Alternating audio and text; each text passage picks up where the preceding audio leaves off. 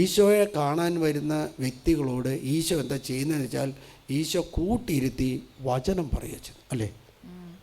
അല്ലേ? ഈശോയുടെ രണ്ട് കാര്യം ചെയ്യുന്നത്. ഒന്ന്, ഈശോ ചെയ്യുന്നത് ജനങ്ങളെ കണ്ടു കഴിഞ്ഞാൽ കൗൺസിലിംഗ് ശുശ്രൂഷ തുടങ്ങുകയല്ല ചെയ്യുന്നത്. ജനങ്ങളെ കണ്ടു കഴിഞ്ഞാൽ കയ്യൊപ്പ് പ്രാർത്ഥന തുടങ്ങുകയല്ല ചെയ്യുന്നത്. ആണോ? ജനങ്ങളെ കണ്ടു കഴിഞ്ഞാൽ ഈശോ തുടങ്ങുന്നത് അവൻ അവിടെ ഇരുന്നിട്ടെന്തു, അല്ലെങ്കിൽ അവനൊരു ബോട്ട് മേടിച്ചു, ഒരു വള്ളം മേടിച്ചു. ആ വള്ളത്തിലിരുന്നിട്ട് അവർക്ക് അഭിമുഖമായിട്ടിരുന്ന് അവരോട് വചനം പറയാൻ തുടങ്ങി. അല്ലേ? നിങ്ങൾ ശ്രദ്ധിക്കേണ്ട ഒരു കാര്യം എന്താണെന്ന് വെച്ചാൽ ഈശോ മിശിഹായ്ക്ക് വചനം പറയുമ്പോൾ ഒരു കൺട്രോളുമില്ല. കൺട്രോളുണ്ടോ?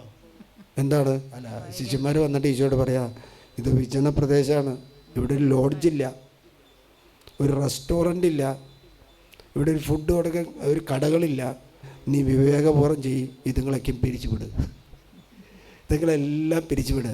അപ്പോൾ ഈശോ പറയുന്നൊരു കാര്യമുണ്ട്, നിങ്ങൾ തന്നെ കൊടുക്കുക. നിന്നെ വല്ല കൺട്രോളുണ്ട് കർത്താവ് ഇങ്ങനെ വചനം പറഞ്ഞു പോകുമ്പോൾ ഇവർ സൗഖ്യം നേടാം. എന്തുകൊണ്ട് ജനം പിരിഞ്ഞു പോയില്ല? എന്തുകൊണ്ട് ജനം എഴുന്നേറ്റ് പോയില്ല? എന്തുകൊണ്ട് ജനം അതിനെ തിരസ്കരിച്ചില്ല? കാരണം എന്താ? ആ വചനം കേട്ടുകൊണ്ടിരിക്കുമ്പോൾ അവരിൽ ആത്മാവ് പ്രവർത്തിച്ചു, പരിശുദ്ധാത്മാവ് അവരിൽ പ്രവർത്തിച്ചു. ഹല്ലേലൂയ. ആ വചനം കേട്ടുകൊണ്ടിരിക്കുമ്പോൾ അവർക്ക് എന്താ? ഒരു അഭിഷേകം തോന്നി, ഒരു അഭിഷേകത്താൽ നിറഞ്ഞു. അതുകൊണ്ട് ഈശോ പറഞ്ഞു, നീ അവർക്ക് കൊടുക്കുക. ഈ വചനം കഴിയുമ്പോൾ രണ്ടാമത് ചെയ്യുന്ന കാര്യം എന്താണെന്ന് വെച്ചാൽ ഈശോ അവർക്ക് അപ്പം കൊടുക്കുകയല്ല ചെയ്യുന്നത്, കുർബാന കൊടുക്കുകയാണ് ചെയ്യുന്നത്. അപ്പോൾ വചനത്തിൻ്റെ ഏറ്റവും അടിസ്ഥാനം കുർബാനയിലേക്ക് പോവുക. ഹല്ലേലൂയ.